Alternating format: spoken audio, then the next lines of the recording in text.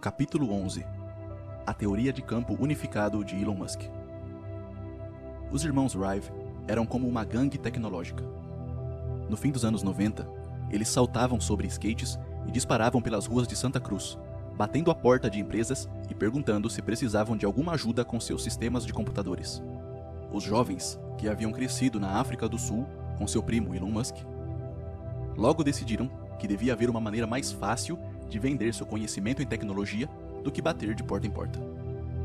Desenvolveram então alguns softwares que lhes permitiam controlar os sistemas de seus clientes à distância e automatizar muitas tarefas padrão essenciais às empresas, como instalar atualizações para aplicativos.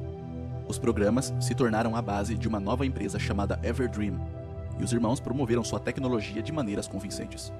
Surgiram outdoors no Vale do Silício, em que Lyndon Rive, um sarado jogador de hóquei subaquático, aparecia nu, com as calças na altura dos tornozelos, segurando um computador no colo. Acima da foto, o slogan dizia: "Não seja pego com seus sistemas caídos." Em 2004, Lyndon e seus irmãos Peter e Russ buscavam um novo desafio. Algo que não apenas rendesse dinheiro, mas, como Lyndon explicou, que nos fizesse sentir bem todos os dias. Perto do fim do verão daquele ano, Lyndon alugou um trailer e partiu com Musk para o deserto de Black Rock e as loucuras do festival Burning Man. Os dois se metiam em aventuras o tempo todo quando eram crianças. Ansiavam pela longa viagem para botar a conversa em dia e discutir ideias para seus negócios. Musk sabia que Lyndon e os irmãos queriam fazer algo grande. Enquanto seguiam viagem, Musk sugeriu a Lyndon examinar o mercado de energia solar. Ele o estudara um pouco e achava que havia algumas oportunidades ainda não exploradas. Ele disse que essa era uma boa área para entrar, recordou Lyndon. Depois de chegarem ao Burning Man, Musk, um contumaz frequentador do evento, e sua família cumpriram sua rotina. Montaram um acampamento e prepararam seu carro artístico para dar uma volta. Naquele ano, haviam cortado a capota de um carro pequeno, elevado o volante e o instalado mais à direita, quase no meio do veículo, e substituído os bancos por um sofá. Musk teve o enorme prazer de dirigir aquela criação extravagante. Elon gosta de ver o despojamento do pessoal ali, disse Bill Lee, seu amigo de longa data. É sua versão de acampamento. Ele quer ir, dirigir os carros artísticos, ver instalações e ver o grande show de luzes. Ah, e ele dança muito. Musk também fez uma demonstração de força e determinação no evento. Havia um poste de madeira de talvez 9 metros de altura, de onde se elevava uma plataforma para se dançar. Dezenas de pessoas tentavam escalá-lo e fracassavam. E então, Musk fez uma tentativa. Sua técnica era muito desajeitada, e não era para ele ter conseguido, contou Lyndon. Mas ele abraçou aquilo e subiu, centímetro por centímetro até o topo. Musk e os Rive deixaram o Burning Man entusiasmados. Os Rive decidiram se tornar especialistas da indústria de energia solar e encontrar uma oportunidade no mercado. Passaram 2 anos estudando tecnologia solar e a dinâmica do negócio, lendo relatórios de pesquisas, entrevistando pessoas e participando de eventos. Foi durante a conferência Solar Power International que chegaram ao seu modelo ideal de negócio. Apenas cerca de 2.000 pessoas compareceram ao evento, todas acomodadas em algumas salas de conferência de um hotel para as apresentações e os debates. Durante uma sessão com discussões abertas, representantes de alguns dos maiores instaladores de painéis solares do mundo estavam sentados no palco. O mediador perguntou que medidas eles estavam tomando para tornar o preço dos painéis solares mais acessível aos consumidores. Segundo Lyndon, todos eles deram a mesma resposta. Disseram: "Estamos esperando o custo dos painéis cair." Nenhum deles assumiu a resolução do problema. Na época, não era fácil os consumidores conseguirem painéis solares para suas casas. Era preciso ter muita iniciativa para adquiri-los e encontrar alguém para instalá-los. Pagava-se adiantado, sem saber ao certo se a casa teria ou não luz solar suficiente para fazer o suplício valer a pena. Além disso, as pessoas relutavam em comprar painéis, sabendo que os modelos do ano seguinte seriam mais eficientes. Os Rive decidiram tornar a compra de um projeto solar muito mais simples e fundaram uma empresa, chamada SolarCity, em 2006. Diferentemente de outras empresas, não fabricariam seus próprios painéis solares. Em vez disso, eles os comprariam e fariam todo o resto internamente.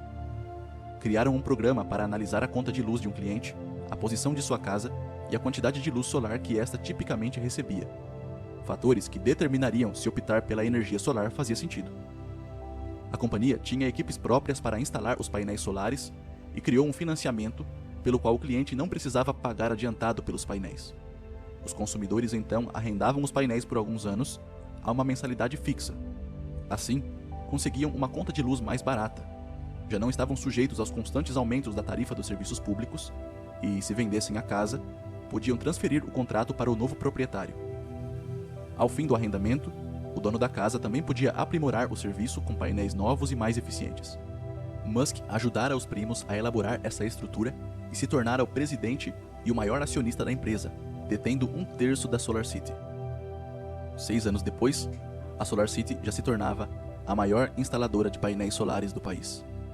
Ela cumprira seus objetivos iniciais: tornar indolor a instalação dos painéis. Os rivais logo se apressavam a imitar seu modelo de negócio. Ao longo do caminho, a SolarCity se beneficiou da queda do preço dos painéis solares, ocorrida depois que fabricantes chineses invadiram o mercado com seu produto. Também expandiu seu negócio, deixando de atender apenas consumidores comuns para suprir empresas como a Intel, Walgreens e Walmart, que contratavam grandes instalações. Em 2012, a SolarCity abriu o capital e suas ações subiram nos meses seguintes. Em 2014, ela foi avaliada em quase 7 bilhões de dólares. Durante todo o período de crescimento da SolarCity, o Vale do Silício despejou um monte de dinheiro em empresas de tecnologia verde com resultados, em sua maioria, desastrosos. Houve fiascos automotivos, como a Fisker e a Better Place e a Solyndra, fabricante de células solares que os conservadores adoravam exibir como exemplo contra os gastos e o clientelismo desenfreados do governo. Alguns dos mais famosos investidores de risco da história, como John Doerr e Vinod Khosla, foram atacados pela imprensa local e nacional por seus investimentos verdes fracassados. A história era quase sempre a mesma. Se investia dinheiro em tecnologia verde porque parecia a coisa certa, e não porque fizesse sentido como negócio. Dos novos tipos de sistema de armazenamento de energia até os carros elétricos e painéis solares, a tecnologia nunca correspondia ao seu faturamento e exigia financiamentos demais do governo e muitos incentivos para que fosse criado um mercado viável. Grande parte dessa crítica era justificada. A questão é, havia um sujeito, Elon Musk, rondando a área. Ele parecia ter descoberto algo que ninguém percebera. Tínhamos uma regra geral de não investir em empresas de tecnologia limpa durante mais ou menos uma década, disse Peter Thiel, cofundador do PayPal e investidor de risco da Founders Fund. No nível macro, estávamos certos, porque a tecnologia limpa, como setor, era bem ruim. Mas no nível micro parece que Elon tem as 2 empresas de tecnologia limpa mais bem-sucedidas dos Estados Unidos. Preferiríamos explicar seu sucesso como sorte. Tem toda essa coisa do Homem de Ferro como ele é apresentado, um homem de negócios dos quadrinhos, um animal bastante exótico no zoológico. Mas, agora chegamos ao ponto em que é preciso se perguntar se o sucesso dele condena a todos nós, que viemos trabalhando em coisas que somam muito mais. Na medida em que o mundo ainda duvida de Elon, acho que esta é uma reflexão sobre a insanidade do mundo, e não sobre a suposta insanidade de Elon. A SolarCity, assim como os outros empreendimentos de Musk, representa menos uma oportunidade de negócios do que uma visão de mundo. Há muito tempo, Elon decidira, do seu jeito bastante racional, que energia solar fazia sentido. A quantidade que atinge a superfície da Terra durante 1 hora corresponde ao valor anual do consumo mundial de energia proveniente de todas as outras fontes juntas. As melhorias na eficiência dos painéis solares têm sido feitas em ritmo regular. Se a luz do Sol está destinada a ser a fonte de energia preferida da humanidade no futuro, então esse futuro deve ser viabilizado o mais depressa possível. No início de 2014, a SolarCity passou a deixar mais clara a amplitude total de suas ambições. Primeiro, a empresa começou a vender sistemas de armazenamento de energia. Essas unidades foram desenvolvidas por meio de uma parceria com a Tesla Motors. Os pacotes de baterias eram produzidos na fábrica da Tesla e empilhados dentro de caixotes de metal do tamanho de uma geladeira. Empresas e consumidores comuns podiam comprar esses sistemas de armazenamento para ampliar seu conjunto de painéis solares. Depois de carregadas as unidades, a energia acumulada podia ser usada durante a noite ou durante quedas de energia inesperadas. Elas também podiam ser usadas pelos clientes residenciais em substituição à rede elétrica em períodos de pico de uso de energia, quando a tarifa é mais cara. Embora a SolarCity operasse as unidades de armazenamento de maneira modesta, experimental, a empresa espera que a maioria de seus clientes compre os sistemas nos próximos anos, incrementando o uso da energia solar e ajudando indivíduos e companhias a deixarem de vez a rede elétrica. Em junho de 2014, a SolarCity adquiriu um fabricante de células solares chamado Silevo por $200 milhões, o que marcou uma enorme mudança de estratégia. A SolarCity já não mais compraria seus painéis solares. Ela os produziria numa fábrica no estado de Nova York. Dizia-se que as células da Silevo eram 18,5% eficientes ao transformar luz em energia, em comparação aos 14,5% da maioria das células, e a expectativa era de que a empresa pudesse atingir uma eficiência de 24%, com as técnicas de fabricação certas. Comprar, em vez de fabricar painéis solares, era uma das grandes vantagens da SolarCity. A companhia podia capitalizar sobre a fartura do mercado de células solares e evitar grandes despesas de capital ligadas à construção e operação de fábricas. Contudo, com 110 mil clientes, ela passara a consumir tantos painéis solares que precisava assegurar um suprimento consistente a um bom preço. Hoje instalamos mais painéis solares do que a maioria das empresas fabrica, explicou Peter Rive, cofundador e diretor de tecnologia da SolarCity. Se assumirmos a fabricação e nos aproveitarmos de algumas tecnologias diferentes, nossos custos serão menores, e o objetivo desse negócio sempre foi abaixar os custos. Depois de disponibilizar os financiamentos, criar as unidades de armazenamento e assumir a fabricação de células solares, ficou claro para os observadores próximos da SolarCity que a empresa se transformara em algo semelhante a uma prestadora de serviços públicos. Construíra uma rede de sistemas solares inteira sob seu controle e gerenciada por seu software. No fim de 2015, a SolarCity espera ter instalado painéis solares equivalentes a 2 gigawatts, produzindo 2,8 terawatts-hora de eletricidade por ano. Isso nos poria no caminho de cumprir nosso objetivo de nos tornarmos um dos maiores fornecedores de eletricidade dos Estados Unidos, afirmou a empresa, após anunciar esses números numa declaração sobre ganhos trimestrais. A realidade é que a SolarCity responde por uma pequena fração do consumo de energia anual dos Estados Unidos e tem um longo percurso pela frente para se tornar um grande fornecedor de energia elétrica no país. Entretanto, não pode haver muitas dúvidas de que Musk espera que a empresa seja uma força dominante no setor de energia solar e na indústria de energia em geral. Além disso, a SolarCity é parte essencial do que pode ser pensado como a teoria de campo unificado de Musk. Todos os seus negócios estão interligados a curto e a longo prazo. A Tesla produz pacotes de bateria vendidos a clientes finais pela SolarCity. Esta supre os postos de recarga da montadora de painéis solares, ajudando-a a fornecer recargas gratuitas a seus motoristas. Proprietários recentes do Model S em geral passam a almejar o estilo de vida Musk e equipam suas casas com painéis solares. A Tesla e a SpaceX também ajudam uma à outra. Trocam conhecimentos sobre materiais, técnicas de produção e as complicações de se operar fábricas que constroem muita coisa a partir do zero. Pela maior parte de suas existências, a SolarCity, a Tesla e a SpaceX têm sido os azarões de seus respectivos mercados, indo à guerra contra adversários endinheirados e bem estabelecidos. As indústrias solar, automotiva e aeroespacial permanecem abarrotadas de regulamentos e burocracia, o que favorece as companhias já estabelecidas. Para integrantes dessas indústrias, Musk dá a impressão de ser um tecnólogo ingênuo, descartável e facilmente ridicularizado, e que, como concorrente, encaixa-se em algum lugar do espectro entre irritante e estúpido. As empresas consolidadas fizeram o que costumam fazer. Usaram seus contatos em Washington para tornar a vida dessas três empresas tão terrível quanto possível, e fizeram isso muito bem. Em 2012, a Musk Corporation tornou-se uma ameaça real e ficou mais difícil atacar a SolarCity, a Tesla ou a SpaceX individualmente. O brilho da estrela de Musk aumentara e envolvera todos os três empreendimentos ao mesmo tempo. Quando as ações da Tesla disparavam, as da SolarCity costumavam subir também. Sentimentos otimistas semelhantes acompanharam os lançamentos bem-sucedidos da SpaceX. Eles provaram que Musk sabia transformar em realidade o que havia de mais difícil, e investidores pareciam aceitar mais os riscos assumidos por ele em seus outros empreendimentos. Os executivos e lobistas das indústrias aeroespacial, energética e automotiva estavam de repente se erguendo contra uma estrela ascendente dos grandes negócios, uma celebridade industrial. Alguns oponentes de Musk passaram a se perguntar, assustados, se estavam do outro lado da história, ou pelo menos do lado errado de seu brilho. Outros começaram a jogar realmente sujo. Musk passara anos bajulando os democratas. Visitou a Casa Branca várias vezes e tem o presidente Obama como interlocutor. No entanto, sua lealdade não é cega. Antes de tudo, apoia as crenças por trás da Musk Corporation e depois se utiliza de qualquer meio pragmático à sua disposição a seu favor. Elon faz o papel do industrial implacável, com forte veia capitalista, melhor do que a maioria dos republicanos, e tem as credenciais para sustentar isso e obter apoio.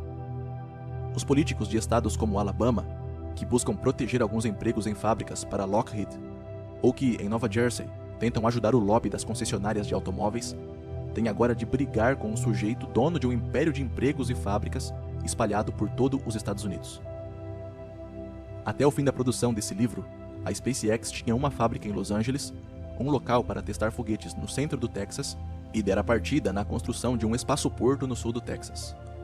Ela também faz muitos negócios em locais de lançamentos na Califórnia e na Flórida. A Tesla tinha sua fábrica de carros no Vale do Silício, o centro de design em Los Angeles e começara a erguer uma fábrica de baterias em Nevada. Políticos de Nevada, Texas, Califórnia, Novo México e Arizona tentaram atrair Musk e sua fábrica de baterias. Mas Nevada ganhou a disputa, ao oferecer à Tesla 1,4 bilhão de dólares em incentivos. Tal acontecimento confirmou não apenas a celebridade ascendente de Musk, como também sua capacidade imbatível de levantar recursos. A SolarCity criou milhares de empregos para profissionais liberais e operários em tecnologia limpa, e abrirá vagas em produção na fábrica de painéis solares que está sendo construída em Buffalo, Nova York. Ao todo, a Musk Corporation contava com cerca de 15 mil funcionários no fim de 2014.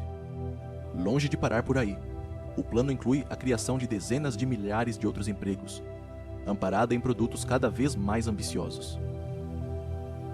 O principal foco da Tesla em 2015 será disponibilizar o Model X para o mercado. Musk espera que o SUV venda pelo menos tão bem quanto o Model S e quer que as fábricas da montadora possam produzir 100 mil carros por ano no fim de 2015, a fim de dar conta da demanda pelos dois modelos. O principal ponto negativo do Model X é seu preço. Terá os preços elevados do Model S, o que limita sua base de clientes potenciais. A esperança, porém, é de que se torne o veículo de luxo escolhido por famílias e consolide a ligação da marca Tesla com as mulheres. Musk prometeu ainda mais em 2015: o aumento de unidades da rede de super recarga, de centros de serviço ao cliente e de postos de troca de bateria. Tudo para atender a chegada do novo modelo ao mercado. Além do Model X, a Tesla começou a trabalhar na segunda versão do Roadster. Citou o projeto para um caminhão e, com toda a seriedade, começou a desenvolver um tipo de carro submarino que poderia fazer a transição da estrada para a água. Musk pagou $1 milhão pelo Lotus Esprit que Roger Moore dirigiu embaixo d'água em O Espião que Me Amava, e quer provar que um veículo assim pode ser feito. Talvez façamos 2 ou 3, mas não seria mais do que isso, declarou ao jornal Independent. Acho que o mercado para carros submarinos é bem pequeno. Na extremidade oposta do espectro de vendas, ou pelo menos é o que Musk espera, estará o carro de terceira geração da Tesla, ou Model 3. Previsto para chegar ao mercado em 2017, esse 4 portas custaria por volta de $35 mil e expressaria o impacto real da Tesla no mundo. A empresa espera vender centenas de milhares de Model 3 e tornar os carros elétricos algo de fato popular. Em comparação, a BMW vende cerca de 30 mil Minis e 500 mil veículos da BMW Série 3 por ano. A empresa de Musk tem a pretensão de igualar esses números. Acho que a Tesla vai fazer muitos carros, disse ele. Se continuarmos no ritmo de crescimento atual, acho que será uma das empresas mais valiosas do mundo. A Tesla já consome uma porção enorme do suprimento de baterias de íons de lítio do mundo e precisará de muito mais para produzir o Model 3.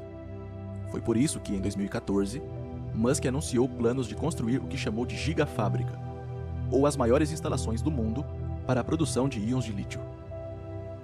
Cada gigafábrica empregará cerca de 6.500 funcionários e ajudará a Tesla a cumprir diversos objetivos. Num primeiro momento, permitirá à empresa dar conta da demanda de baterias criada por seus carros e pelas unidades de armazenamento vendidas pela SolarCity. A Tesla também espera poder reduzir os custos de suas baterias, melhorando a densidade de sua energia. Construirá a gigafábrica em conjunto com a Panasonic, sua parceira de baterias de longa data, mas ficará à frente da fábrica, aprimorando suas operações. De acordo com Straubel, os pacotes de baterias produzidos na gigafábrica deverão ser bem mais baratos e melhores do que os produzidos hoje, permitindo a Tesla não apenas alcançar o preço almejado de $35.000 para o Model 3, como também pavimentar o caminho para carros elétricos com mais de 800 km de alcance. Se a montadora de fato conseguir criar um carro de preço acessível, com 800 km de alcance, terá realizado o que muita gente na indústria de automóveis insistiu por anos ser impossível: fazer isso e, ao mesmo tempo, construir uma rede mundial de postos de recarga gratuita, reformular o modo como os carros são vendidos e revolucionar a tecnologia automotiva representaria um feito excepcional na história do capitalismo. No início de 2014, a Tesla conseguiu $2 bilhões vendendo títulos. Sua capacidade de arranjar dinheiro com investidores ávidos era um luxo recém-descoberto. A montadora havia beirado a falência durante grande parte de sua existência e sempre tinha sido uma grande gafe técnica de obsolescência. O dinheiro, combinado ao preço ainda crescente de suas ações e as fortes vendas, puseram-na em condições de abrir muitas lojas novas e outros centros de serviços ao cliente, enquanto aprimorava sua capacidade de produção. Não necessariamente precisamos de todo o dinheiro para a gigafábrica agora, mas decidi obtê-lo com antecedência porque nunca se sabe quando haverá alguma maldita situação desastrosa, contou Musk. Podem ser fatores externos ou ainda um recall inesperado, e então de repente precisamos arranjar dinheiro, além de lidar com a situação. Eu me sinto um pouco como minha avó. Ela passou pela Grande Depressão e por alguns momentos difíceis. Depois que você passa por situações assim, elas o marcam por muito tempo. Não tenho certeza se algum dia realmente desaparecem. Então, posso estar feliz agora, mas ainda persiste aquele sentimento incômodo de que tudo pode ser passageiro. Mesmo mais tarde na vida, quando sabia que não havia mais nenhuma possibilidade de passar fome, minha avó ainda tinha essa coisa com a comida. No caso da Tesla, decidi arranjar uma enorme quantia só para o caso de algo terrível acontecer. Musk se sentia otimista o bastante com o futuro da Tesla para me falar sobre seus planos mais mirabolantes.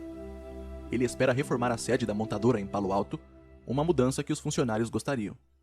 O prédio, que é pequeno, com um saguão dos anos 80 e uma cozinha onde mal cabe um punhado de pessoas botando cereais numa tigela ao mesmo tempo, não tem nenhuma das vantagens de um típico queridinho do Vale do Silício. Acho que a nossa sede da Tesla parece uma bosta, disse Musk. Vamos arrumar as coisas. Não algo do nível do Google. Você tem que estar ganhando muito dinheiro para poder gastar como eles. Mas tornaremos nossa sede muito mais bonita e teremos um restaurante. Naturalmente, ele imaginou algumas melhorias mecânicas também. Todo mundo aqui perto tem escorregas em seus saguões, disse ele. Estou pensando em colocar uma montanha-russa funcional na fábrica em Fremont. Você entra e aquilo o carrega pela fábrica, mas também sobe e desce. Quem mais também tem uma montanha-russa? Estou pensando em fazer isso na SpaceX também. Essa será ainda maior, porque a SpaceX tem 10 prédios agora. Provavelmente sairia caro, mas gosto da ideia. O mais fascinante é que Musk permanece disposto a arriscar tudo. Não quer construir apenas uma gigafábrica, mas várias. E precisa que essas instalações sejam erguidas rápida e impecavelmente para produzir grandes quantidades de baterias a tempo de atender a demanda do Model 3 quando este estiver pronto. Se necessário, ele construirá uma segunda gigafábrica para concorrer com a de Nevada e fará seus funcionários competirem entre si, numa corrida para ver quem produz as baterias em menos tempo. De acordo com Musk, não queremos enganar ninguém, mas essa coisa precisa ser concluída a tempo. Se de repente, ao nivelar o chão e pôr as fundações, descobrirmos que estamos construindo em cima de um maldito cemitério indígena, aí ferrou. Não podemos dizer, caramba! Vamos construir no outro lugar no qual estávamos pensando e conseguir mais 6 meses. 6 meses para essa fábrica é muita coisa. Faça os cálculos básicos e é mais de $1 bilhão por mês em receita perdida, supondo que usamos toda a nossa capacidade de produção. Por outro lado, Se gastarmos todo o dinheiro para preparar a fábrica de carros em Fremont para elevar o volume de produção de 150 mil carros por ano para 450 mil ou 500 mil, e contratarmos e treinarmos todo o pessoal e então ficarmos ali sentados esperando a produção começar, torraremos dinheiro numa velocidade absurda. Acho que isso mataria a empresa. 6 meses para começar seria como Galípoli. Você tem que se certificar de atacar logo depois do bombardeio. Caramba, não fica sentado 2 horas, porque assim os turcos poderão voltar às trincheiras. O timing é importante. Temos que fazer tudo o que pudermos para minimizar o risco do timing errado. O que Musk não consegue entender é o motivo de os outros fabricantes de automóveis com mais dinheiro não estarem tomando atitudes semelhantes. No mínimo, a Tesla parece ter influenciado os consumidores e a indústria automotiva o suficiente para haver um aumento esperado da procura por veículos elétricos. Acho que causamos uma mudança em quase toda a montadora, ponderou Musk. Só os 22 mil carros que vendemos em 2013 alavancaram fortemente a tecnologia sustentável da indústria. É verdade que o suprimento de baterias de íons de lítio já está restrito e a Tesla parece ser a única empresa a se preocupar com a questão de modo significativo. Segundo Musk, todos os concorrentes estão fazendo pouco caso da gigafábrica. Eles acham que é uma ideia estúpida, que os fornecedores de baterias é que deveriam construir algo assim. Mas conheço todos eles e posso dizer que nenhum gosta da ideia de gastar bilhões e bilhões de dólares numa fábrica de baterias. É aquele problema do ovo e da galinha, em que essas empresas não vão se comprometer com um volume gigantesco de baterias porque não têm certeza se é possível vender carros elétricos em número suficiente. Então, sei que não podemos conseguir baterias de íons de lítio suficientes a não ser que ergamos essa maldita fábrica. E não conheço nenhuma outra pessoa que esteja construindo essa coisa. Existe a possibilidade de a Tesla estar se preparando para capitalizar sobre uma situação como aquela em que a Apple se viu quando anunciou o iPhone. Rivais da Apple passaram o primeiro ano após o lançamento do iPhone menosprezando o produto. Depois que ficou claro que a empresa de Jobs tinha um sucesso, os concorrentes precisaram correr para alcançá-la. Mesmo tendo o aparelho nas mãos, empresas como a HTC e a Samsung levaram anos para produzir algo comparável. Outras companhias grandes, como a Nokia e a BlackBerry, não resistiram ao choque. Se, e este é um grande se, o Model 3 virar um grande sucesso, aquilo que todo mundo com dinheiro suficiente irá querer, porque comprar outra coisa será pagar pelo passado, os fabricantes de automóveis rivais ficarão num aperto terrível. A maioria das montadoras envolvidas com veículos elétricos ainda compra baterias volumosas, encontradas nas lojas, em vez de desenvolver sua própria tecnologia. Se quiserem reagir ao Model 3, os fabricantes de automóveis precisarão de anos para produzir um concorrente real. E mesmo assim, pode ser que não venham a ter um suprimento de baterias disponível para seus veículos. Acho que vai ser um pouco assim, disse Musk. Quando será construída a primeira gigafábrica que não seja da Tesla? Provavelmente, não antes de daqui a 6 anos. As grandes montadoras vão muito a reboque do que os outros fazem. Querem ver isso dar certo em algum lugar antes de aprovar o projeto e avançar. Então, mais provavelmente, uns 7 anos atrasados. Mas espero estar errado. Elon fala de carros, painéis solares e baterias com tanta paixão que é fácil esquecer que são de certa forma projetos secundários. Ele acredita nas tecnologias na medida em que as considera as coisas certas para a melhoria da espécie humana. Elas também lhe trouxeram fama e fortuna. Entretanto, seu objetivo final ainda é tornar os humanos uma espécie interplanetária. Isso pode parecer tolice para alguns, mas não há dúvida de que é a razão da sua vida. Musk decidiu que a sobrevivência do homem depende da colonização de outro planeta e que ele deve dedicar sua vida a concretizar tal meta. Na prática, Elon Musk não é tão rico. Ele tinha cerca de 10 bilhões de dólares na época em que este livro estava sendo escrito. Entretanto, quando abriu a SpaceX, mais de 10 anos atrás, tinha muito menos capital à disposição. Não possuía a fortuna de um Jeff Bezos, que investiu uma grande quantidade absurda de dinheiro em sua empresa espacial Blue Origin e pediu a esta que se tornasse seus sonhos realidade. Se quisesse chegar a Marte, Elon teria que conseguir isso tornando a SpaceX um negócio de verdade. Tudo isso parece ter funcionado a seu favor. A SpaceX aprendeu a produzir foguetes baratos e eficientes e a ampliar os limites da tecnologia espacial. No médio prazo, a SpaceX começará a testar sua capacidade de levar pessoas ao espaço. quer realizar um voo de teste tripulado em 2016 e, no ano seguinte, levar astronautas à Estação Espacial Internacional para a NASA. Provavelmente, também fará um grande movimento para construir e vender satélites, o que marcaria sua expansão para uma das áreas mais lucrativas do mercado aeroespacial. Juntamente com esses esforços, a SpaceX vem testando o Falcon Heavy, seu foguete gigante, capaz de transportar as maiores cargas úteis do mundo, e sua tecnologia de foguetes reutilizáveis. No início de 2015, quase conseguiu pousar o primeiro estágio de seu foguete numa plataforma no oceano. Quando conseguir fazer isso, passará para os testes em terra. Em 2014, a SpaceX também iniciou a construção de seu espaçoporto no sul do Texas. Adquiriu dezenas de hectares onde planeja construir instalações modernas para lançamento de foguetes diferentes de tudo que já se viu. Elon quer automatizar grande parte do processo de lançamento, para que os foguetes possam ser reabastecidos, erguidos e disparados sozinhos, com computadores realizando os procedimentos de segurança. A SpaceX quer que seu negócio seja lançar foguetes várias vezes por mês, e ter o próprio espaçoporto ajudaria a agilizar essa capacidade. Chegar a Marte exigirá um conjunto ainda mais impressionante de habilidades tecnológicas. Precisamos descobrir como fazer lançamentos várias vezes num dia, explicou Musk. O importante no longo prazo é estabelecer uma base autossustentável em Marte. Para isso funcionar, para ter uma cidade autossustentável em Marte, seriam necessários milhões de toneladas de equipamentos e provavelmente milhões de pessoas. Então, quantos lançamentos isso representa? Bem, se você enviar 100 pessoas de cada vez, o que é muito para uma viagem longa como essa, precisaria fazer 10.000 voos para levar 1 milhão de pessoas. Então, 10.000 voos ao longo de quanto tempo?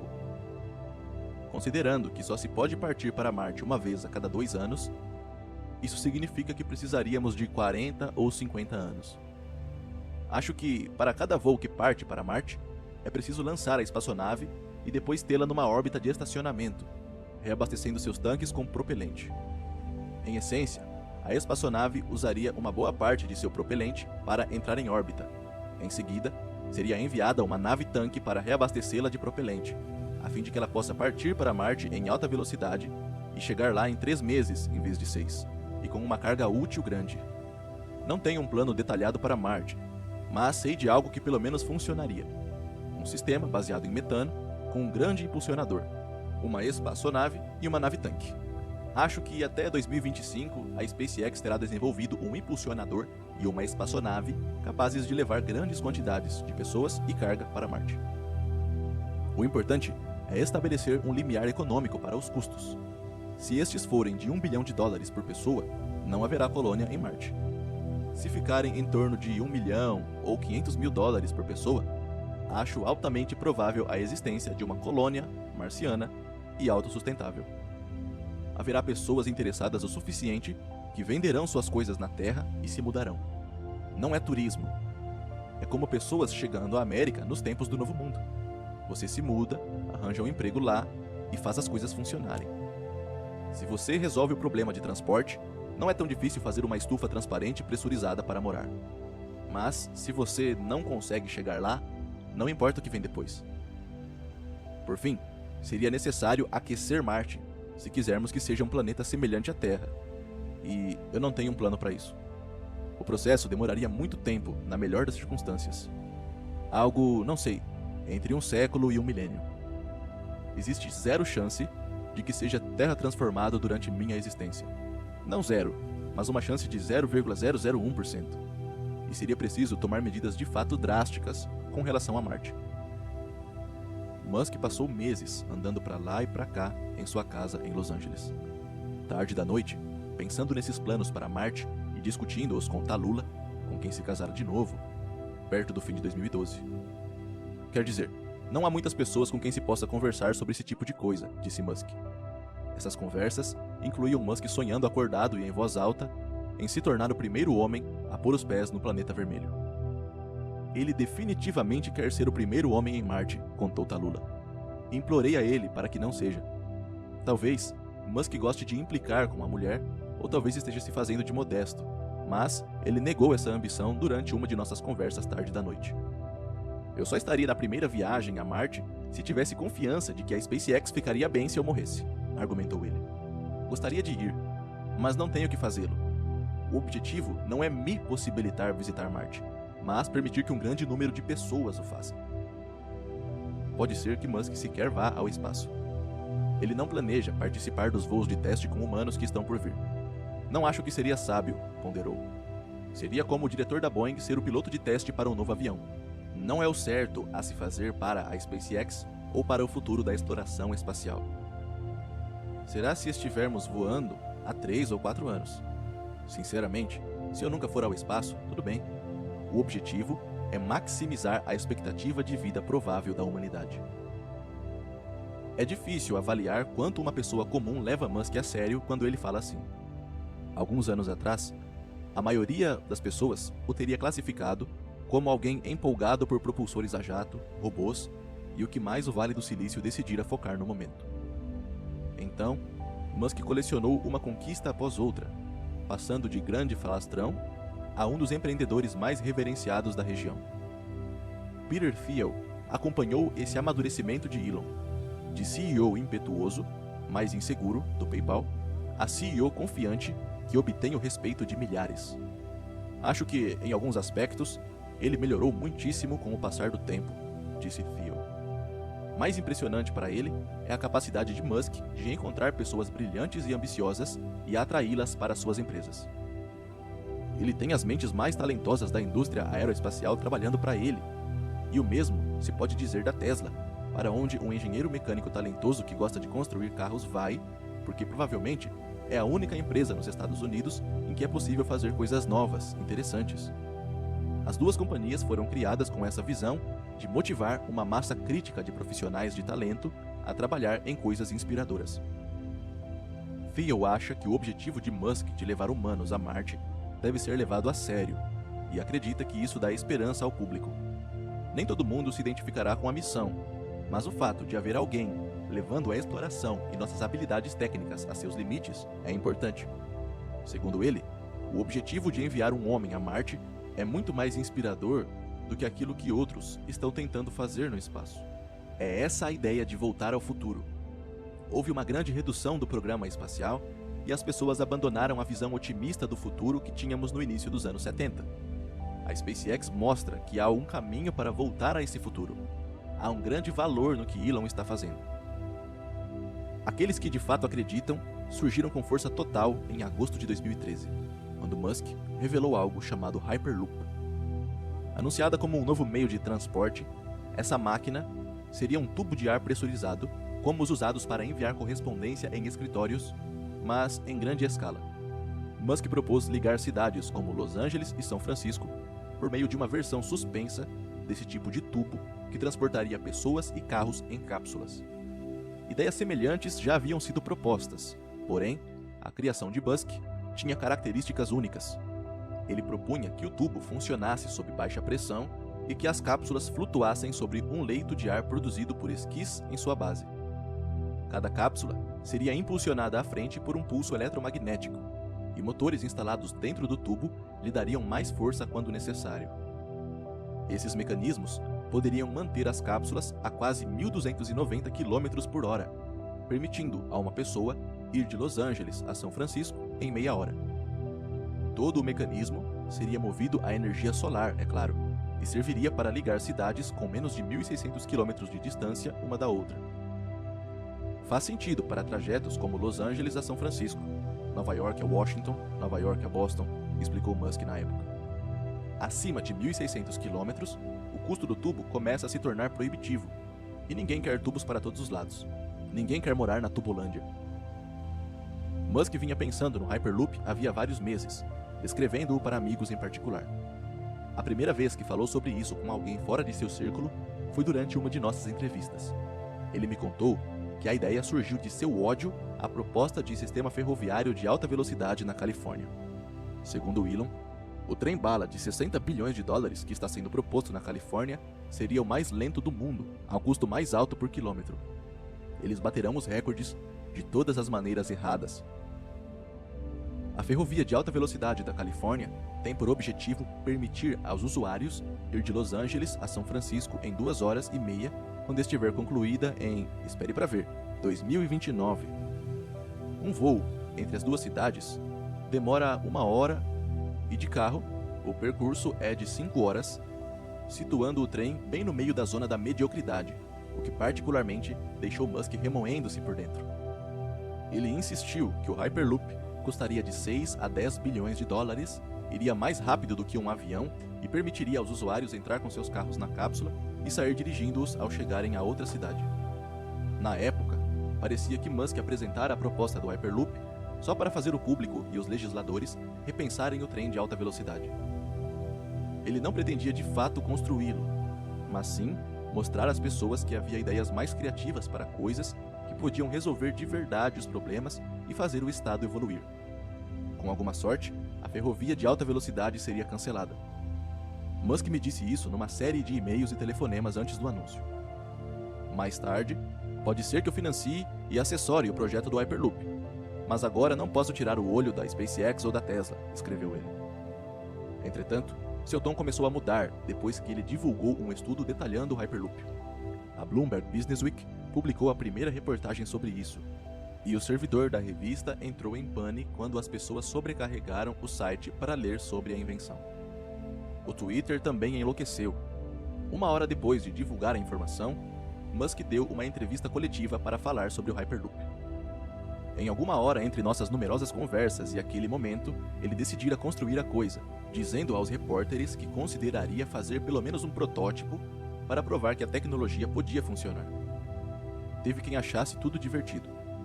Bilionário revela trem espacial imaginário, provocou o Valleywag.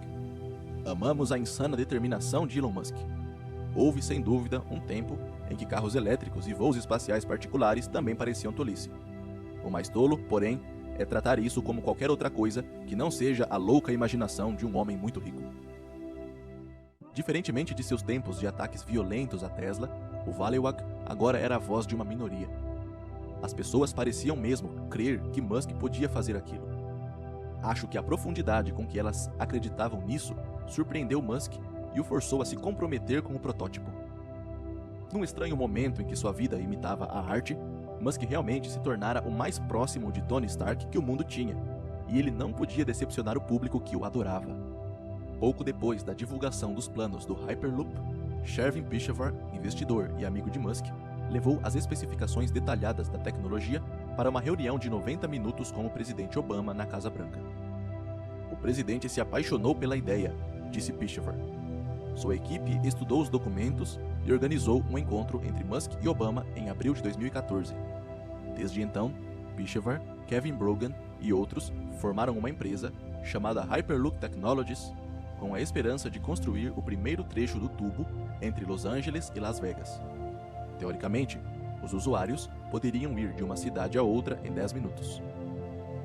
Harry Reid, senador de Nevada, também foi apresentado à ideia, e esforços estão sendo feitos para comprar os direitos sobre terras ao longo da Interestadual 15, o que viabilizaria o transporte de alta velocidade. Para funcionários como Gwynne Shotwell e J.B. Straubel, trabalhar com Musk significa ajudar a desenvolver esse tipo de maravilha tecnológica em relativa obscuridade. Eles são as mãos firmes que se espera que permaneçam nas sombras para sempre. Shotwell tem sido uma presença permanente na SpaceX quase desde o primeiro dia, impulsionando a empresa e suprimindo o próprio ego para assegurar que Musk receba toda a atenção que deseja. Se você é Shotwell e realmente acredita na causa de enviar humanos a Marte, então a missão assume precedência sobre desejos pessoais. Straubel, de maneira semelhante, tem sido a constante da Tesla, um intermediário com o qual os funcionários podem contar para encaminhar mensagens a Musk e quem sabe tudo sobre carros. Apesar de sua estatura na companhia, ele foi um dos vários funcionários antigos que confessaram ficar nervosos por falarem comigo oficialmente. Elon gosta de ser quem fala em nome de suas empresas e repreende duramente seus executivos mais leais quando dizem algo considerado não condizente com sua visão ou com o que ele quer que o público pense. Straubel tem se dedicado a criar carros elétricos e não queria um repórter estúpido arruinando o trabalho da sua vida. Eu me esforço muito para recuar e deixar meu ego de lado, contou ele. É incrivelmente difícil trabalhar para Elon, sobretudo porque ele é muito passional. Ele pode ser impaciente e dizer, mas que merda, é isso que temos que fazer. E algumas pessoas se tornarão paranoicas e catatônicas. parece que ficam com medo dele e paralisadas de um jeito estranho. Tento ajudar todos a entender quais são os objetivos e as opiniões dele. Eu mesmo também tenho vários objetivos e me certifico de que estejamos em sincronia. Então, tento garantir que a empresa esteja alinhada. Afinal, Elon é o chefe. Tem administrado essa coisa com sangue, suor e lágrimas próprios. Tem arriscado mais do que qualquer um. Respeito demais o que tem feito. Isso não poderia dar certo sem Elon. Na minha opinião, ele merece o direito de ser a pessoa à frente dessa coisa. Os funcionários fora da gerência tendem a descrever Musk de maneiras mais variadas. Reverenciam seu empenho e respeitam quanto ele pode ser exigente. Também acham que ele pode ser duro a ponto de ser malvado e se mostrar inconstante. Os empregados querem estar próximos de Musk, mas também temem que ele mude de ideia de repente sobre algo e que cada interação com ele seja uma oportunidade de ser demitido. Para mim, a pior característica de Elon, de longe, é sua completa falta de lealdade ou conexão humana, revelou um ex-funcionário. Muitos de nós trabalhamos incansavelmente para ele durante anos e fomos jogados fora como lixo, sem hesitação. Talvez tenha sido calculado, como forma de manter o resto da força de trabalho a seus pés e assustado. Talvez ele seja capaz de se desconectar humanamente num grau extraordinário. O que ficou claro é que seus funcionários eram como munição, usados para um propósito específico até se exaurirem e serem descartados. Os departamentos de comunicação da SpaceX e da Tesla tiveram de lidar mais com essas últimas formas de comportamento do que qualquer outro grupo de empregados. Musk tem esgotado funcionários de relações públicas com uma eficiência cômica. Ele tende a assumir um bocado do trabalho de comunicação, escrevendo comunicados à imprensa e entrando em contato com jornalistas quando acha conveniente. Ele também não costuma dar acesso à sua agenda à equipe. Antes do anúncio do Hyperloop, por exemplo, seus funcionários me mandavam e-mails para descobrir a hora e a data da entrevista coletiva. Em outras ocasiões, repórteres receberam um alerta sobre uma teleconferência com Musk minutos antes de ela começar.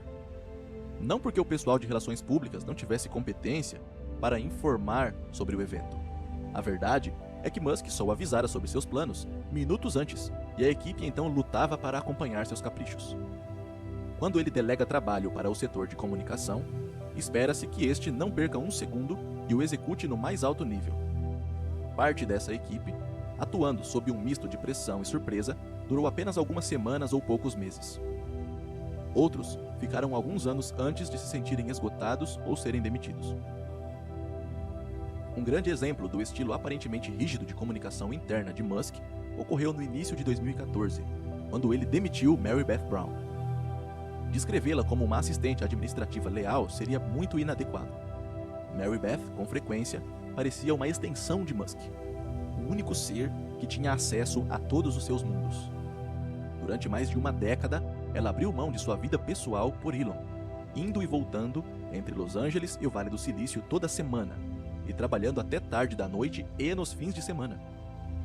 Ela pediu a Musk para ser remunerada como os altos executivos da SpaceX, já que lidava com grande parte de sua agenda em duas empresas, fazendo trabalho de relações públicas e, constantemente, tomando decisões de negócios.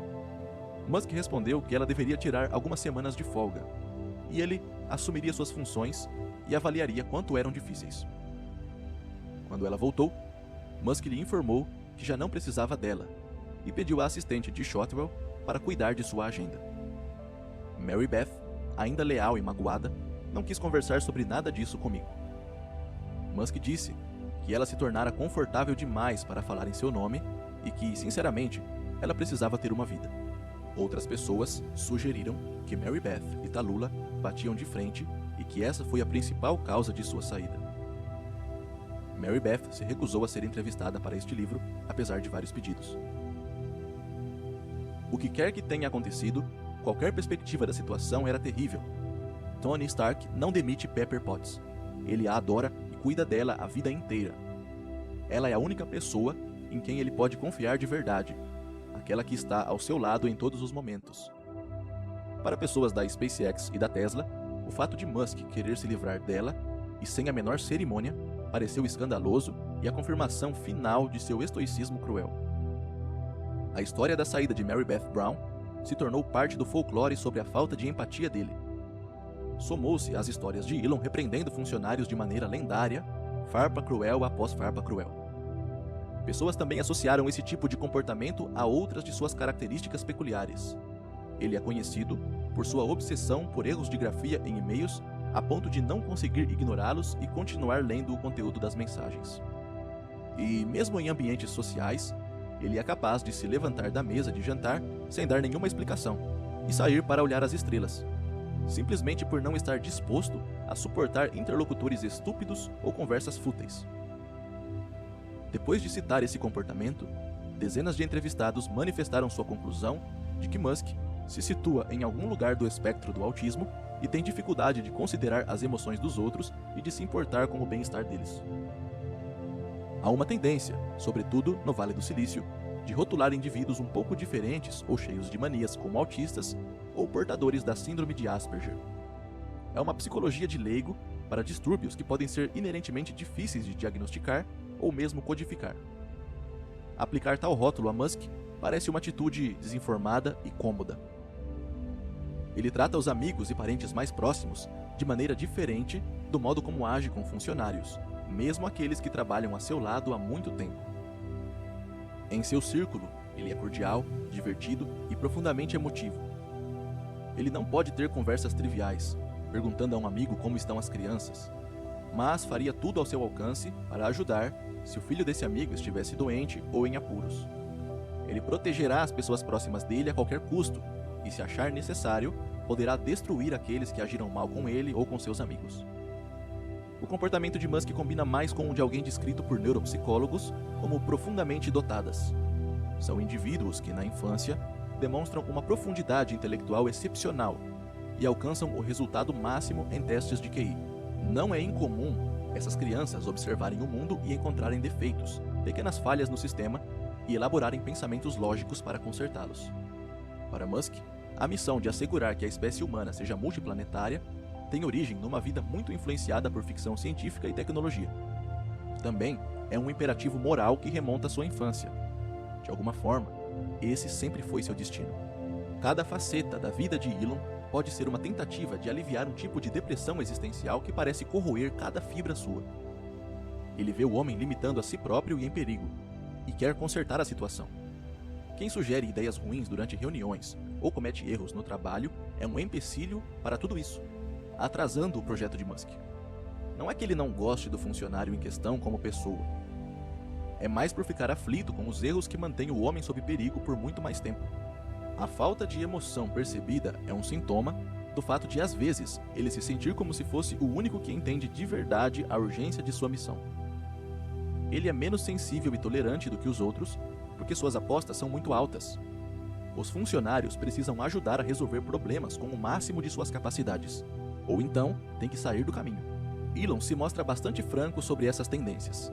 Ele tem implorado as pessoas para que entendam que não está perseguindo oportunidades momentâneas no mundo corporativo. Quer resolver problemas que o consomem há décadas. Durante nossas conversas, Musk voltou a esse ponto repetidas vezes, certificando-se de enfatizar há quanto tempo pensa em carros elétricos e no espaço. Os mesmos padrões são visíveis em suas ações. Quando ele anunciou, em 2014, que a Tesla abriria o código-fonte de todas as suas patentes, analistas se dividiram entre achar que aquilo era um golpe de publicidade ou se escondia um truque ou uma jogada visando a um lucro futuro. Contudo, para Musk, a decisão foi objetiva. Ele quer que as pessoas façam e comprem carros elétricos. O futuro do homem, conforme ele vê, depende disso. Se as patentes de código-fonte aberto da Tesla significam que outras companhias possam desenvolver carros elétricos com mais facilidade, então isso é bom para a humanidade, e as ideias devem ser livres. O cínico zombará disso, e de maneira compreensível. Musk, porém, tem sido programado para se comportar assim e tende a ser sincero ao explicar seu raciocínio, quase em excesso. As pessoas mais próximas de Musk são as que aprendem a lidar com seu modo de pensar.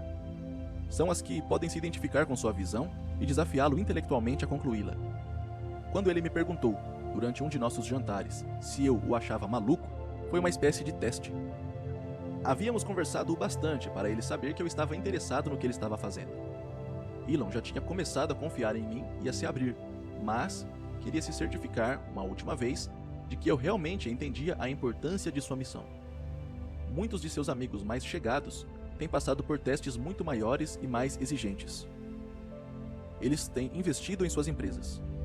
Eles o defendem de críticas, ajudaram-no a manter os lobos acuados em 2008 e têm provado sua lealdade a ele e seu comprometimento com a causa dele. Membros da indústria de tecnologia tendem a comparar o dinamismo de Musk e a abrangência de sua ambição aos de Bill Gates e Steve Jobs. Elon tem aquela profunda estima pela tecnologia, pela atitude sem restrições de um visionário e a determinação para perseguir coisas no longo prazo que ambos tinham, disse Edward Young, um menino prodígio que trabalhou para Jobs e Gates e acabou se tornando arquiteto-chefe de softwares da Microsoft. E mostra a sensibilidade para entender o consumidor de Steve, juntamente com a capacidade de contratar ótimos profissionais fora de sua área de conforto, que é mais como Bill. Quase se chega a desejar que Bill e Steve tenham tido um filho ilegítimo projetado geneticamente e, quem sabe, talvez devêssemos estudar o genótipo de Elon para ver se foi isso que aconteceu. Steve Jurvetson, o investidor de risco que pôs dinheiro na SpaceX, na Tesla e na SolarCity, trabalhou para Jobs e conhece bem Gates e também descreveu Musk como uma mistura aprimorada dos dois. Assim como Jobs, Elon não tolera jogadores C e D, explicou, mas eu diria que ele é mais simpático do que Jobs e um pouco mais refinado do que Bill Gates. Entretanto, quanto mais se sabe sobre Musk, mais difícil fica situá-lo entre seus colegas. Jobs é outro CEO que comandava duas grandes empresas que mudaram suas indústrias, a Apple e a Pixar.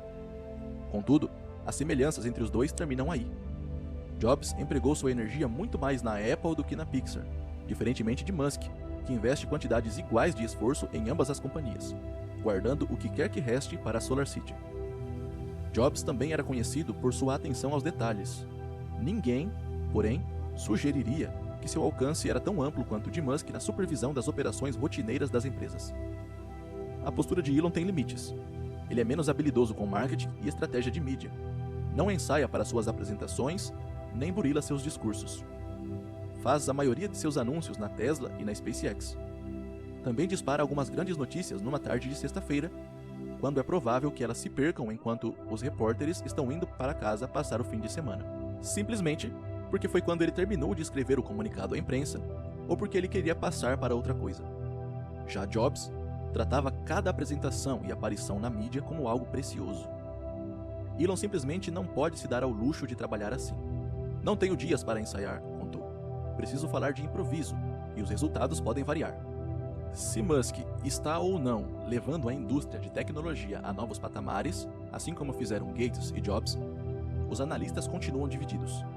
Parte deles sustenta que a SolarCity, a Tesla e a SpaceX oferecem pouco em termos de genuína esperança para uma indústria que poderia usar algumas inovações bombásticas. Para outros, Musk é a verdadeira inovação, a estrela que mais brilha no que eles veem como uma revolução na tecnologia que se aproxima. O economista Tyler Cowen, que ganhou certa fama nos últimos anos por seus textos perspicazes sobre o estado da indústria de tecnologia e suas ideias sobre o futuro desta, faz parte do primeiro grupo. Em The Great Stagnation, Cowen lamenta a falta de grandes avanços tecnológicos e argumenta que a economia americana está mais lenta e, como resultado, os salários têm diminuído.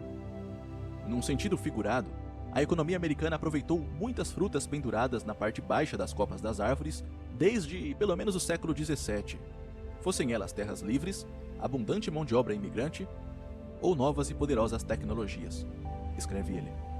No entanto, durante os últimos 40 anos, essas frutas começaram a desaparecer, mas passamos a fingir que ainda estavam lá. Deixamos de reconhecer que nos encontramos num platô tecnológico e que as árvores estão mais vazias do que gostaríamos. É isso, foi isso que deu errado. Em seu livro seguinte, Average is Over, Cowen prevê um futuro nada romântico em que ocorre uma grande divisão entre os tem e os não tem. Nesse futuro, enormes avanços em tecnologia de inteligência artificial levarão à eliminação de muitas profissões que hoje geram um alto índice de empregos. As pessoas que prosperarem nesse ambiente serão brilhantes e capazes de complementar as máquinas e trabalhar efetivamente com elas. Mas e as massas de desempregados? Bem, muitos deles acabarão trabalhando para os TEM, que precisarão de equipes de babás, empregadas domésticas e jardineiros. Se algo que Musk está fazendo pode alterar o percurso da humanidade para um futuro mais cor-de-rosa, Cohen não consegue identificá-lo. Ter ideias genuinamente revolucionárias é muito mais difícil hoje do que no passado, de acordo com o economista, porque já exploramos a maior parte das grandes descobertas. Durante um lançamento na Virgínia, Cohen descreveu Musk não como um inventor genial, mas como alguém em busca de atenção, e que não é incrivelmente bom nisso. Não acho que muita gente se importe em ir a Marte, disse ele, e parece uma maneira muito cara de se obter qualquer avanço que possa advir disso. Depois, ouvimos falar do Hyperloop. Não creio que ele tenha a intenção de construí-lo. É preciso questionar se o objetivo é apenas ter publicidade para suas empresas. Quanto à Tesla, essa pode dar certo, mas ainda se está apenas empurrando os problemas para outro lugar. Ainda é preciso gerar energia. Pode ser que ele esteja desafiando as convenções menos do que as pessoas imaginam. Tais sentimentos não estão muito discrepantes dos de Václav Smil, professor emérito da Universidade de Manitoba. Bill Gates o considera um escritor importante por seus livros sobre energia, meio ambiente e produção industrial. Uma das últimas obras de Smil é Made in the USA, um estudo das glórias industriais do passado dos Estados Unidos e sua subsequente e triste perda no setor. Todos que acham que os Estados Unidos estão fazendo uma troca natural e inteligente da produção industrial por trabalhos mais bem remunerados no setor de informação, vão querer ler esse livro e dar uma olhada nas consequências no longo prazo dessa mudança. Smil apresenta numerosos exemplos de como a indústria manufatureira gera grandes inovações e cria um ecossistema maciço de empregos e conhecimento técnico em torno deles.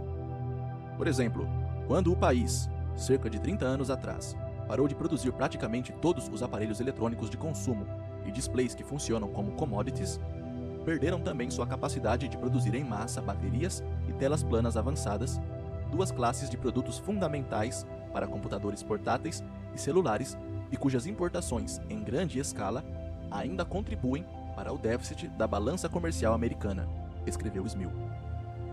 Um pouco adiante no livro, o autor enfatiza que a indústria aeroespacial, em particular, tem sido uma enorme bênção para a economia americana e um de seus principais exportadores.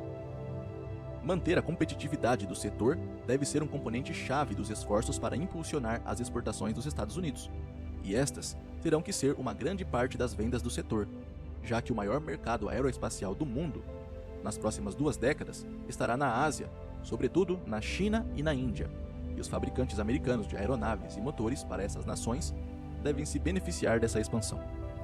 Smil está preocupado com a capacidade cada vez menor dos Estados Unidos de competir com a China, e ainda assim não percebe Musk ou suas empresas como algum tipo de oposição a essa queda. Como, entre outras coisas, historiador de avanços técnicos, devo considerar a Tesla nada mais que um brinquedo exageradamente promovido e completamente derivativo para exibidos, escreveu Mimil. A última coisa que um país com 50 milhões de habitantes dependentes do auxílio alimentação e a cada mês 85 bilhões de dólares mais endividado precisa é de algo relacionado ao espaço, sobretudo o espaço com mais viagens de lazer para os super ricos. E a proposta do Hyperloop não foi nada além de iludir quem não sabe nada de física de jardim da infância. Como um experimento mental em cinética muito antigo e divulgado há muito tempo. Há muitos americanos inventivos, mas nessa fila Musk estaria bem atrás. Os comentários foram grosseiros e surpreendentes, considerando algumas coisas celebradas por Smil em seu livro recente. Ele dedicou um bom espaço para mostrar o impacto positivo da integração vertical de Henry Ford sobre o avanço da indústria de carros e a economia americana. Escreveu também bastante sobre o surgimento das máquinas mecatrônicas, aquelas que se apoiam em muita eletrônica e softwares. Em 2010, os controles eletrônicos de um sedã típico demandavam mais linhas de códigos de software do que as instruções necessárias para operar o mais recente jato da Boeing, escreveu Smil. A indústria americana transformou carros modernos em máquinas mecatrônicas notáveis. A primeira década do século XXI também trouxe inovações que vão desde o uso de novos materiais, compostos de carbono em aviação, nanoestruturas, até eletrônica sem fio. Há uma tendência entre os críticos de menosprezar Musk como um sonhador frívolo, o que teria origem, sobretudo, numa má compreensão do que ele de fato está fazendo. Pessoas como Smil parecem se deparar com um artigo ou programa de TV sobre o objetivo de Musk de chegar a Marte e logo o incluem no grupo do turismo espacial. Entretanto, Elon dificilmente fala em turismo e, desde o primeiro dia, tem construído a SpaceX para competir na extremidade industrial do mercado espacial. Se Smil considera a venda de aviões pela Boeing crucial para a economia americana, então ele deveria se entusiasmar com o que a SpaceX tem conseguido realizar no mercado de lançamentos comerciais. A empresa fabrica seus produtos em território americano, tem feito avanços excepcionais em tecnologia aeroespacial e outros semelhantes em materiais e técnicas de produção. Não seria preciso muito para argumentar que a SpaceX é a única esperança dos Estados Unidos de competir com a China nas próximas décadas. Quanto às máquinas mecatrônicas, a SpaceX e a Tesla têm dado o exemplo de fundir eletrônica, softwares e metal que seus rivais agora lutam para alcançar.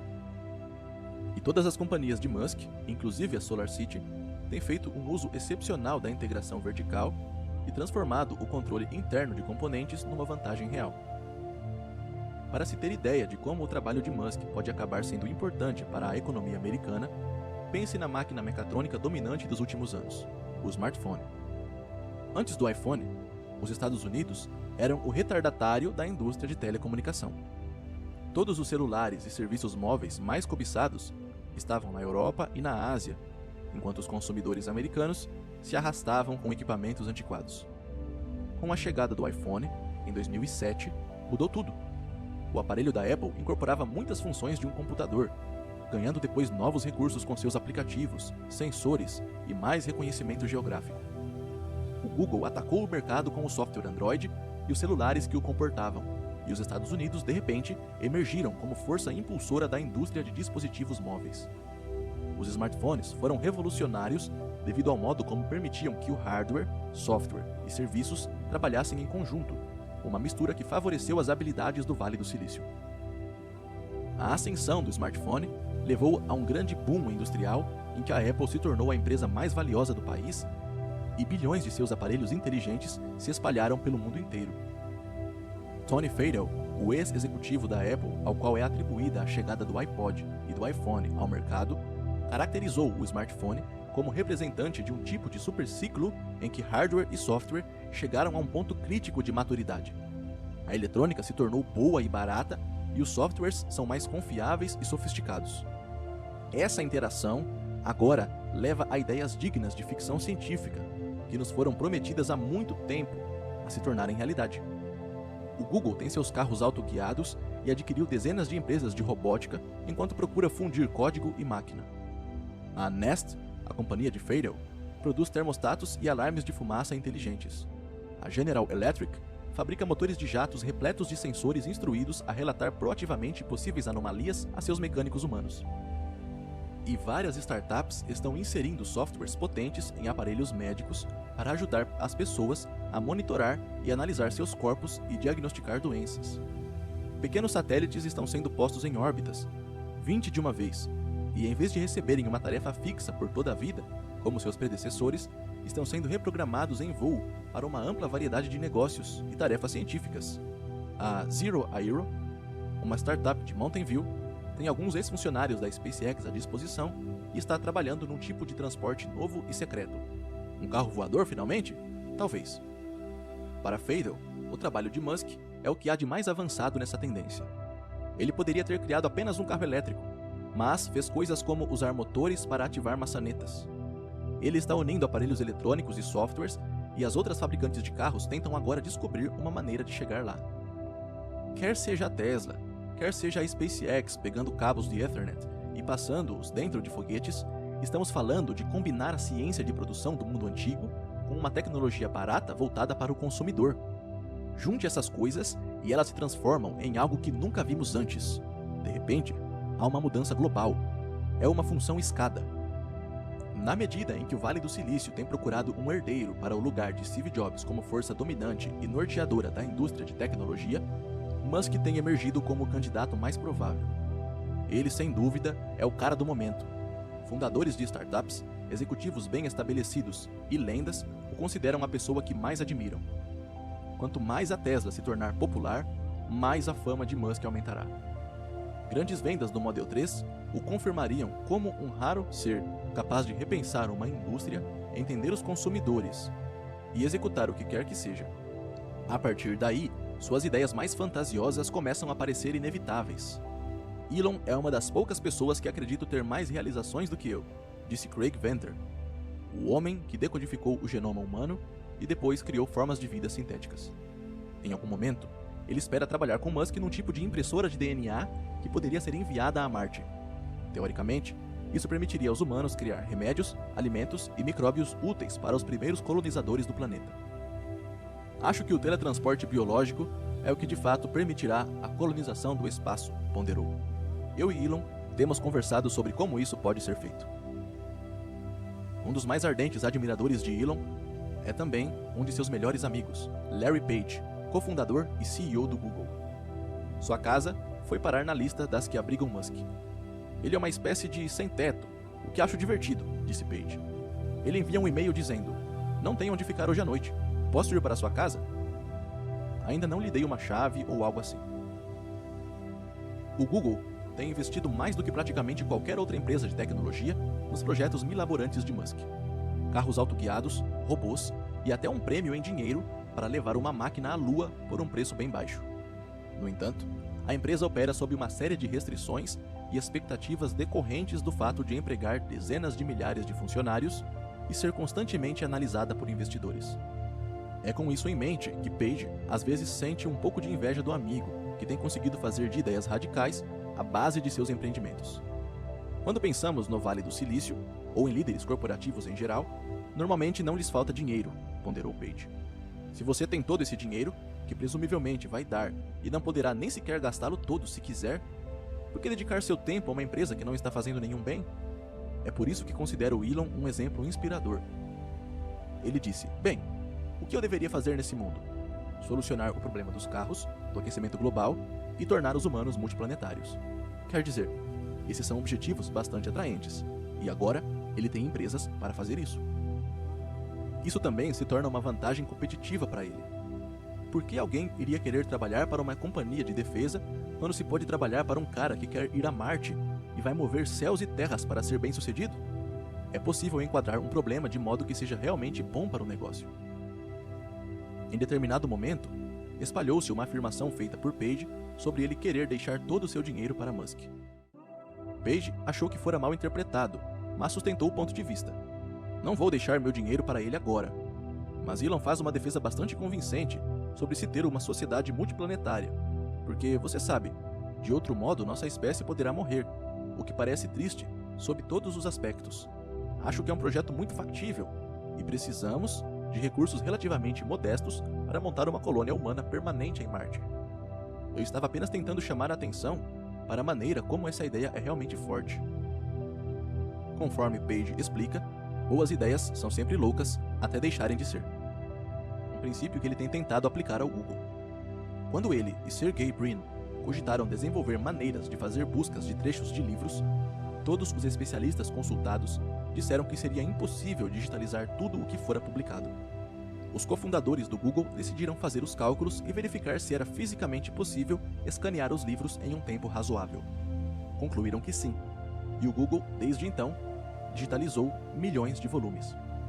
"Aprendi que a intuição para coisas que não se conhece bem não é muito boa", completou Page. Elon diz que sempre é preciso começar com os primeiros princípios de um problema. Qual é a física disso? Quanto tempo exigirá? Quanto custará? Quanto posso baratear os custos?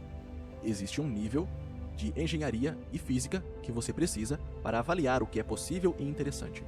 Elon é incomum por saber disso, assim como de negócios, organização, liderança e questões relacionadas ao governo. Algumas conversas entre Musk e Page acontecem num apartamento secreto do Google no centro de Palo Alto. Fica em um dos edifícios mais altos da área e oferece vista para as montanhas em torno do campus da Universidade de Stanford. Page e Brin fazem reuniões privadas no apartamento e têm seu próprio chefe de plantão para preparar refeições para convidados. Quando Musk está presente, a conversa tende para o absurdo e o fantástico. "Eu estava lá certa vez e Elon falava sobre construir um avião a jato elétrico que poderia decolar e aterrissar verticalmente", contou George Zachary, investidor de risco e amigo de Elon. Larry disse que o avião deveria poder pousar em pistas de esqui inclinadas. E Sergei completou com a ideia de a tal aeronave poder atracar num porto em Manhattan. Depois, eles começaram a discutir sobre construir um avião que circundaria ininterruptamente a Terra, permitindo que se embarcasse nele e chegasse aos lugares com uma rapidez incrível. Achei que todos estavam brincando, mas no fim perguntei a Elon: "Você realmente vai fazer isso?" Ele respondeu: "Sim." Segundo Paige, é como um tipo de passatempo, acho. Para nós três, é divertido falar de coisas loucas, e também descobrimos algumas que acabam se tornando reais. Falamos sobre centenas ou milhares de coisas possíveis antes de chegar àquelas que são mais promissoras. Paige falou de Musk algumas vezes como se ele fosse único, uma força da natureza capaz de realizar coisas no mundo corporativo que outros jamais sequer tentariam. Pensamos na SpaceX e na Tesla sendo algo tremendamente arriscado, mas acho que Elon as faria dar certo a qualquer preço. Ele está disposto a fazer sacrifícios pessoais, o que, para mim, torna suas chances muito boas. Se você o conhecesse pessoalmente, lembraria de quando ele abriu as empresas e diria que suas chances de sucesso seriam superiores a 90%. Quer dizer, agora temos apenas uma única prova de que se pode ser apaixonado por algo que os outros acham louco e ter êxito. E você olha isso em Elon e diz: bem, talvez não seja um golpe de sorte, ele conseguiu 2 vezes, não pode ser apenas sorte. Acho que isso significa que o processo todo pode se repetir de alguma forma, pelo menos com ele. Talvez devamos levá-lo a fazer mais coisas. Paige considera Musk um modelo que espera que outros imitem, uma figura que deveria ser replicada numa época em que os empresários e políticos se fixaram em objetivos inconsequentes e de curto prazo. Não acho que estejamos fazendo um bom trabalho como sociedade ao decidir quais são as coisas realmente importantes a fazer, ponderou Paige. Não estamos educando as pessoas de um modo mais geral. Todos deveriam ter um amplo conhecimento de engenharia e ciência, algum treinamento em liderança e um pouco de conhecimento em MBA sobre como gerenciar empreendimentos, organizar coisas e arranjar dinheiro. Não creio que a maioria das pessoas esteja fazendo isso, o que é um grande problema. Os engenheiros costumam aprender sobre uma área muito específica.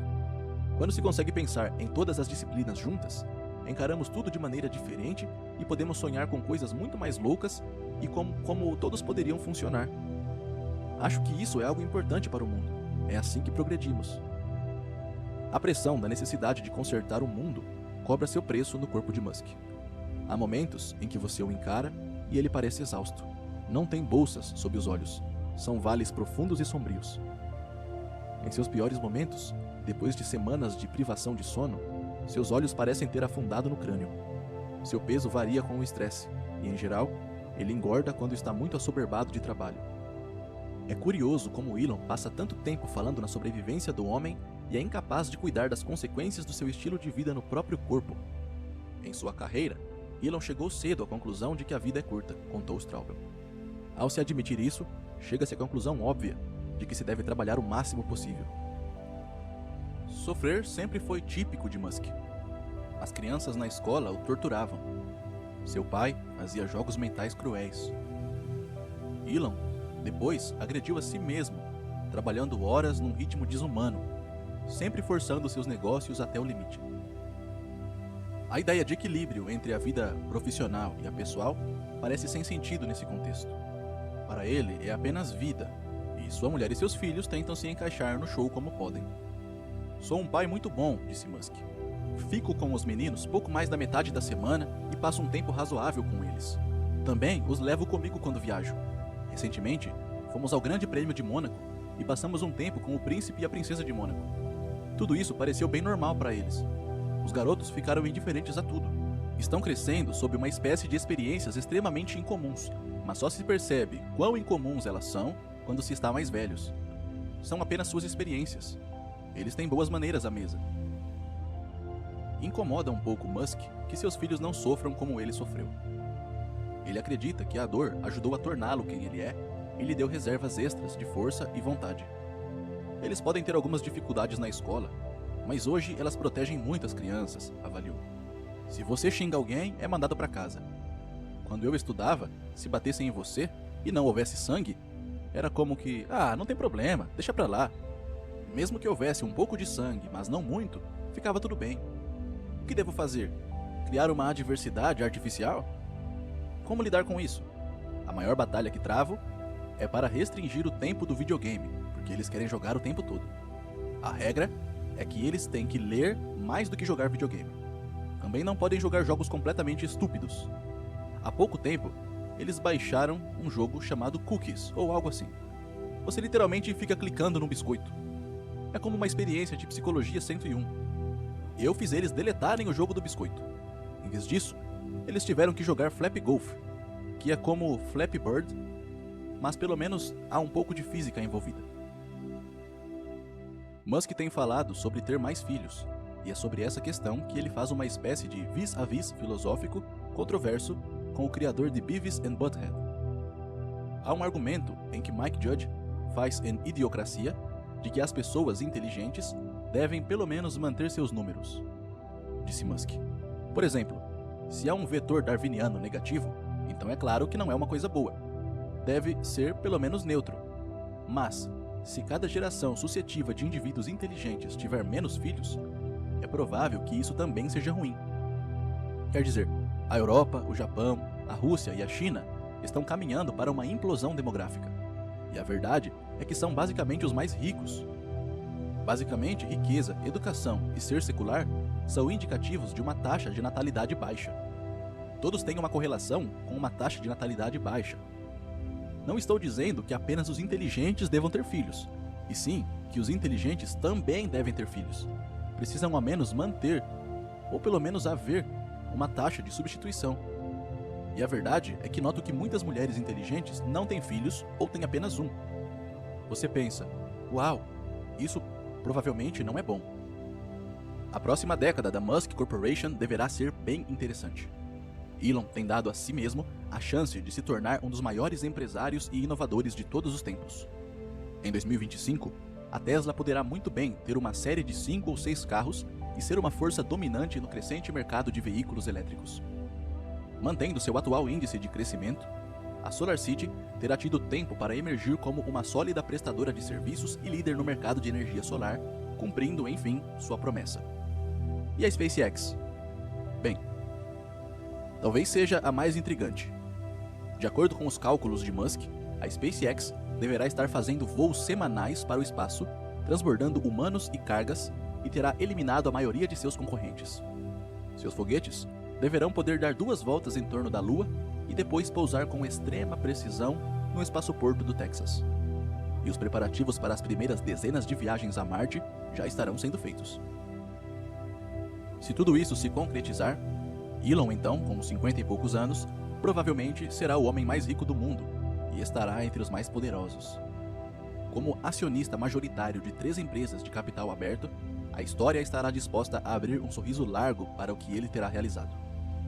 Numa época de países e outros negócios paralisados pela indecisão e falta de ação, Musk terá armado o ataque mais viável ao aquecimento global, oferecendo às pessoas, ao mesmo tempo, um plano de fuga, só por garantia.